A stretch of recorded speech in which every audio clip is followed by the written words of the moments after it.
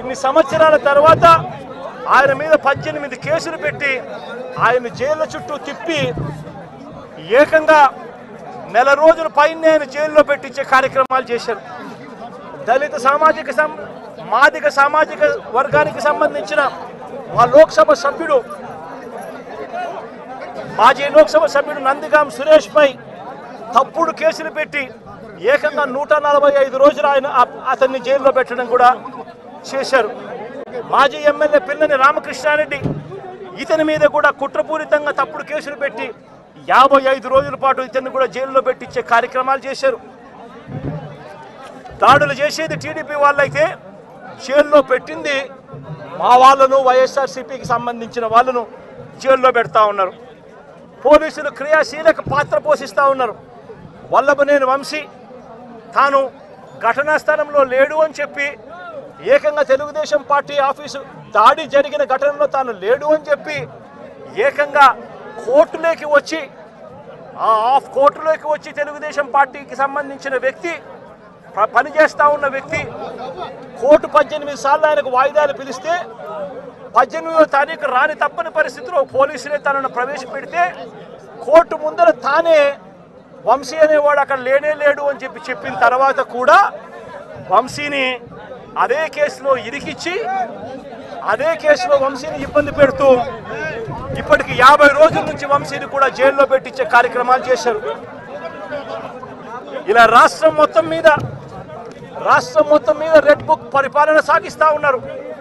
ఇదే చంద్రబాబు నాయుడు గారిని అడుగుతాను, అయ్యా చంద్రబాబు, ప్రజల్లో ఏదైనా కూడా మంచి పేరు తెచ్చుకొని రాజకీయాలు చేయడం నేర్చుకోండి. మీరు సూపర్ 6 ఎందుకు అమలు చేయడం లేదు అని చెప్పి ఈరోజు ప్రజలు గట్టిగా నిలదీస్తూ ఉన్నారు. సూపర్ 7 హామీలను ఎందుకు అమలు చేయడం లేదు అని ప్రజలు మిమ్మల్ని గట్టిగా ప్రశ్నిస్తూ ఉన్నారు.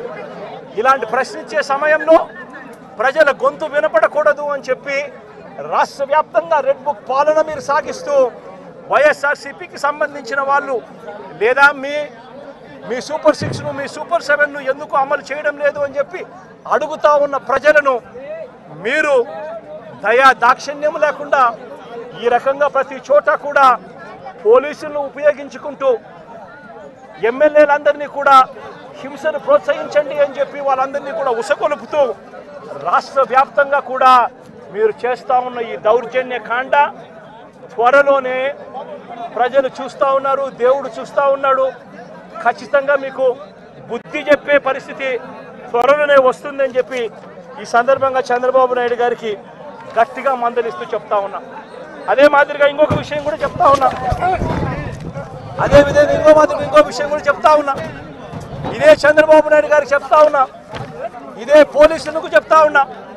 పోలీసులు ఎవరైతే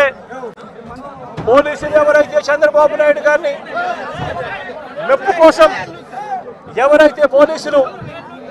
చంద్రబాబు నాయుడు గారి మెప్పు కోసం ఎవరైతే వాళ్ళ టోపీ మీద ఉన్న సింహాలకు సెల్యూట్ చేయకుండా చంద్రబాబు నాయుడు గారికి వాచ్మెన్ల కింద పనిచేస్తా ఉన్న ఆ ప్రతి పోలీస్ అధికారికి చెప్తా ఉన్నా, ఎల్లకాలం చంద్రబాబు నాయుడు గారి పరిపాలన సాగదు. చంద్రబాబు నాయుడు గారి పరిపాలన త్వరలోనే వస్తుంది. ప్రతి పోలీస్ అధికారికి కూడా చెప్తా ఉన్నా, మీ బట్టలు తీస్తామని చెప్పి ప్రతి పోలీస్ అధికారికి మీ యూనిఫామ్ తీస్తాం, శబ్దం మిమ్మల్ని నిలబెడతాం, దోషులుగా మిమ్మల్ని నిలబెట్టి మీ యూనిఫామ్ తీయించి మీకు ఉద్యోగాలు లేకుండా చేస్తామని కూడా ఈ సందర్భంగా ఇప్పటికైనా చెప్తా ఉన్నా, ప్రతి పోలీస్ అధికారిలో కూడా మార్పు తెచ్చుకోండి. ఎల్లకాలం ఇదే పరిపాలన సాగదు. మీరు చేసిన ప్రతి పనికి కూడా వడ్డీతో సహా లెక్కేసి మిమ్మల్ని దోషులుగా నిలబెట్టి మీతో కక్కిచ్చే కార్యక్రమం ఖచ్చితంగా చేస్తామని చెప్పి కూడా ఈ సందర్భంగా ప్రతి పోలీస్ అధికారికి కూడా చెప్తా ఉన్నాం.